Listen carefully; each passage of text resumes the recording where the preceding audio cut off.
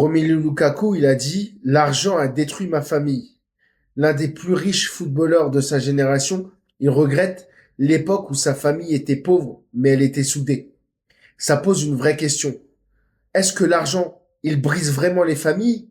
Ou est-ce que l'argent, il révèle juste ce qui était fragile? Il y a deux visions qui s'opposent. D'un côté, il y a ceux qui voient l'argent comme un destructeur.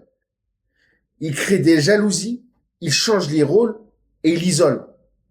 Il y en a d'autres qui pensent que l'argent, il ne fait que mettre au jour des failles qui existaient déjà.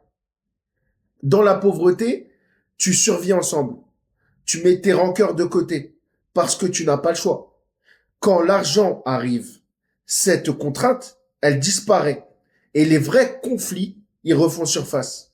Mais Lukaku, lui, il a vécu les deux réalités et il témoigne d'une vraie dégradation de sa relation avec sa famille après l'argent. Les sociologues, ils le disent, quand tu gagnes plus d'argent que tes parents, tu deviens plus riche que tes parents et tu deviens le soutien financier. Tu renverses le rôle. Tes parents, ils perdent leur statut de pourvoyeur. Et ça, c'est un choc qui peut être dévastateur. Pourtant, il y a plein d'autres sportifs qui, eux, ils ont réussi à garder leur lien fort. Ce qui suggère que l'argent, c'est pas une cause automatique.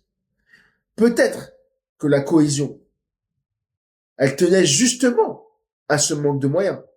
Donc, si c'est un ciment qui est artificiel, il s'est effondré dès que la contrainte a disparu.